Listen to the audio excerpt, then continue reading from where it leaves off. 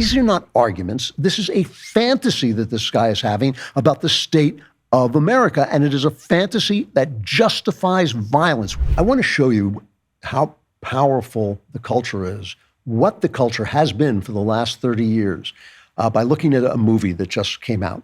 Axios is a moderately left-wing news site that I subscribe to, so I get some of the news. And it's not far left, but it does buy into a lot of leftist stuff. Recently, this week, I think, it called the culture a reality-creating machine. And it worried over the fact that Trump was taking away the reality-making machinery from the left. They're worried about that because he is. He's doing it purposely. He knows exactly what he's doing. This is not me just saying this. This is Trump knows exactly what he's doing. And the thing is, the culture is not a reality-creating machine. It is the imagination expressing what it thinks spiritual reality is, okay? There is a reality to human life, our relationships, the values of things, what is good and what is bad, that you can't see. There's no place where it's carved in stone except the Ten Commandments and they got broke. There's no, place where it's carved in stone. This is what's right and this is what's wrong. Even the Bible, when you read the Bible, you have to interpret it. These are things that are murky in human life, and our imaginations are where they live. That is what the imagination is. It is an organ for perceiving the invisible. That is what the imagination is. And it's expressed in the arts. But it's also expressed in all the things we do, the way we dress, the way we talk to one another. All of these things express what we think is acceptable and what we think is not. That's not necessarily reality, because just like when you see a hallucination, your imagination can get reality wrong, okay? And so it's not a reality-creating machine. They just think it is. They think it's going to create reality. They think if they can change the way we use words, if we can change the way we see things, if they can change the way we think, then reality will change. But it will not. Our imaginations only have a limited power to express what that invisible reality is. And then we change it as we find out whether we got it wrong. The reason the culture is so desperately important in this moment, that I am willing to take a risk on Donald Trump, is that the United States is drowning in fantasy. So this movie comes out by a very well-respected director, Paul Thomas Anderson. He did There Will Be Blood. He did The Master. He did a bunch of films that are really Boogie Nights, which is my favorite of his movies. You have to be ready to tolerate a lot of nudity and crudity. But I thought Boogie Nights was his best film. He brought out this film, one battle after another, and it was brought, unlike his other films, which are indie-type films, this was brought out like a blockbuster. And a lot of money went into it. I think about $130 million went into it, and it was promoted like a blockbuster. It's gotten tremendous reviews. It has big stars in it: Leonardo DiCaprio, Sean Penn, Benicio del Toro, big stars. And it's a big movie. It's almost 3 hours long. Here's a little trailer. It's based on a book by Thomas Pynchon, a writer kind of back from my day, wrote a book called Vineland, and it's about radical revolutionaries who have to run from the cops. Here it is. Now what I'm doing here is I'm creating a closed circuit. Very important to keep your cap shunted like this so you don't accidentally detonate your charge. Don't stop. I want you to create a show. This is an announcement on revolution. The message is clear. I'll be seeing you very soon. Not if I see you first. Viva la revolution! We're bringing justice to the vigilante group known as the French 75. We are here to award Stephen Lockjaw with the Medal of Honor. You have to understand, Willa. Me and Mom used to run around and do some real bad shit. They got hurt. Now they're coming after us. All right, now they're coming after us. So what happens is they're a revolutionary group. They blow things up. They try to free. It takes place in a completely, you have no idea when it's taking place. But, all these Latinos have been imprisoned and, they're blowing things up and attacking soldiers and all this. And one of them gets busted, rats on the rest of them, and they all have to flee. And Leonardo DiCaprio flees with his daughter. And then the rest of the movie takes place 16 years later when they start to track him down. All right. Now, I've always thought that Anderson, the director, I've always thought he was talented, but overrated. I always thought he was overrated because he was a communist. He was a socialist. There Will Be Blood is a film that was praised to the skies. I watched it. I thought it was good. I thought it had good performances. The guy's really good with actors.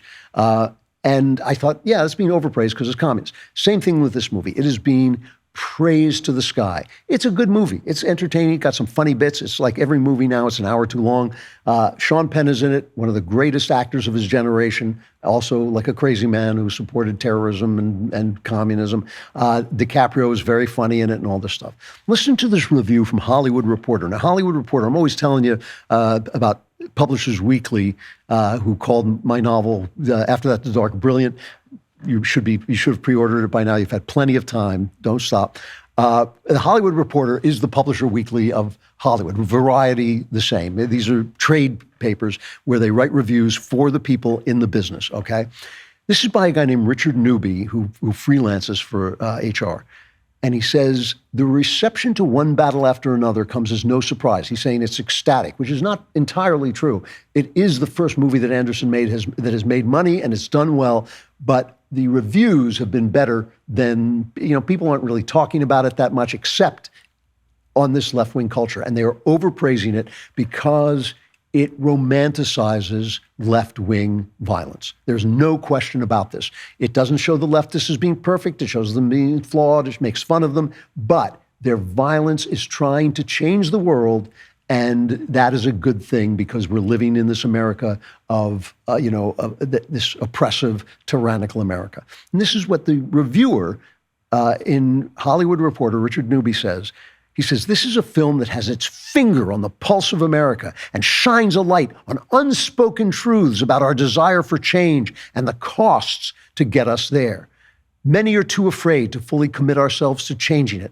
Most of us has been guilty of it. Hell, I've been guilty too. We retweet and share donation pages and consider that to be the extent of our power. We acknowledge the abuses of power happening in America, the funding of genocide, the demonization of transgender individuals, the dehumanization of Black, Latino, and Arab individuals. And we may even think of this consciousness as small acts of revolution, but culturally we lost sight of being true revolutionaries once the initial anger subsided and capitalism called us with shiny new distractions that so easily stole our attention.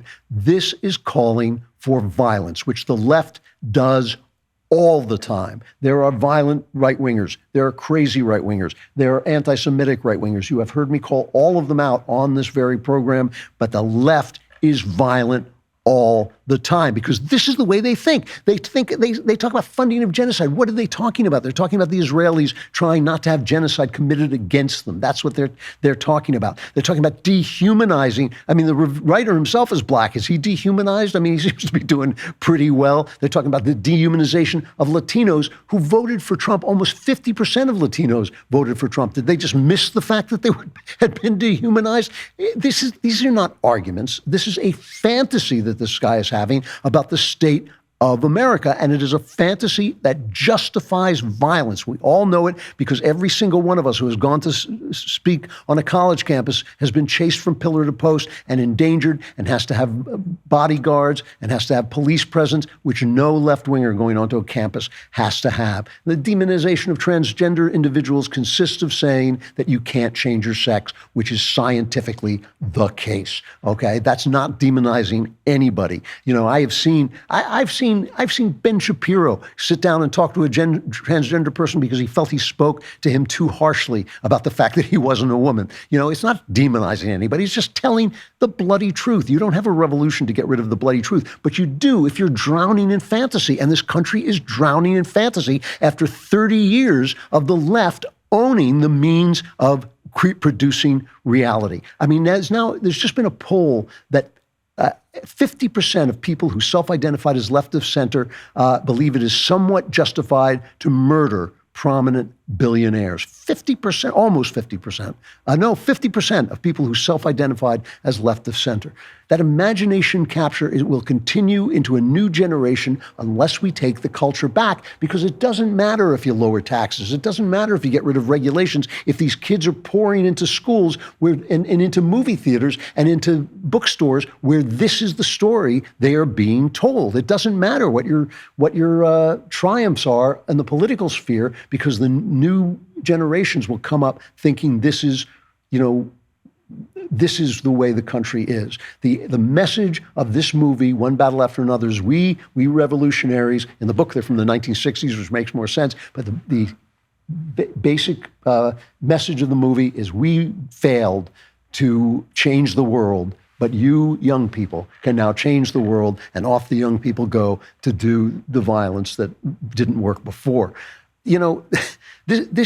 It's so important. And I don't care, people say, well, politics is downstream from culture, but culture is downstream from politics. There's truth to all those things. But when I talk about the culture, I'm talking about this atmosphere that we breathe. I've learned to see it by reading novels and by watching movies and by understanding them and by writing them and by creating them. I have learned to see it in a way I just don't think people do on the right. I think we're bad about this on the right.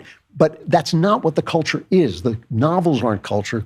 They're artifacts of culture. They show you what the culture is. They teach you, which is why when every time a conservative, which happens to me almost every week, some conservative says to me, I never read novels, I think, yes, that's why you're going to lose the country, because you don't see where the real fight is taking place. There's no debate about who causes political violence in this country. It's the left. That's what causes it. This fantasy that they have, a fantastical America, and not living up to a fantastical America that doesn't live up to fantastical ideas that have never been lived up to by anyone, anywhere. And so therefore, wherever there's injustice, it's injustice everywhere, and there can't be any peace until there's justice, so there'll never be any peace. That is the fantasy that the left is living in, and we have got to create pieces of culture that speak the truth and live in a way that we have a culture that speaks the truth.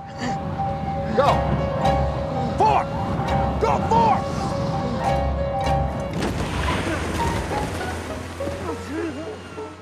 You cannot live without this. So like it, subscribe, and also subscribe to The Andrew Klavan Show wherever you get your podcasts.